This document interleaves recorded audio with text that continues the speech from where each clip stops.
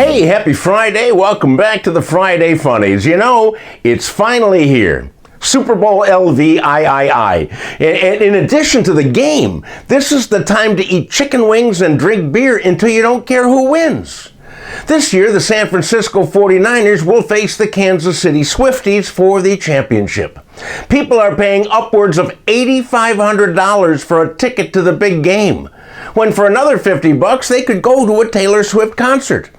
I won't be attending the game in person, but I will be recording it so that I can fast forward through the game parts and get to the commercials, which cost about $7 million for a minute.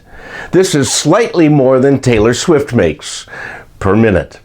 Tomorrow's the start of Lunar New Year, formerly called Chinese New Year, but since COVID they've taken the Chinese out of it. It's the year of the dragon, because the plethora of political ads will make this year seem like it's dragon. There you go. Next week is Valentine's Day, preceded by Fat Tuesday, the culmination of Mardi Gras. This means you can pig out on pastries on Tuesday, pound down chocolate on Valentine's Day, and break the scale on Thursday. But before all the excitement, take some time for a good laugh with the Friday Funnies. After 8 months in police custody in Mumbai, India, an unnamed pigeon was released on its own recognizance. The bird was originally thought to be a Chinese spy pigeon because when it was found, it had messages written in Chinese script on its wings. But after 8 months of trying to figure out what the writing said, it was believed to be something about good luck in the new year.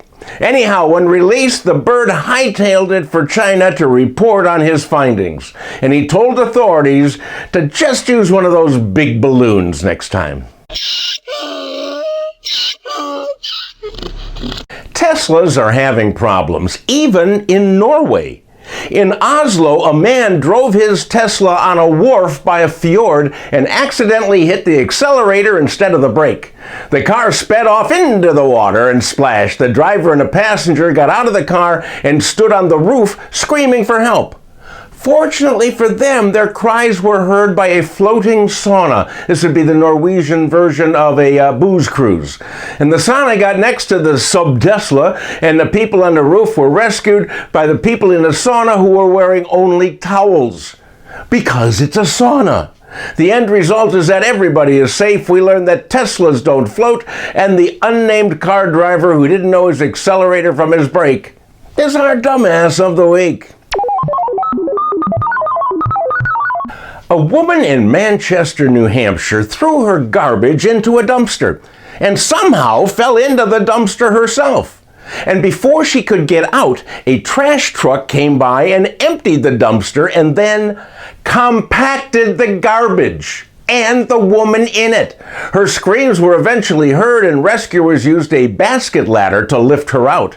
She appears to be okay, other than the fact that now she's only 3 feet tall. Details as they become available. That's it, my friends, for another week. Thank you so much for joining me. I wish you a happy Lunar New Year in the coming week, a happy Shrove Tuesday, happy Valentine's Day, a blessed Ash Wednesday, and I'm sure there's going to be other stuff. Enjoy it all. And while you're doing that, listen to my podcast, Another Day Above Ground. Until then, tell your friends about our show, and I'll see you next Friday.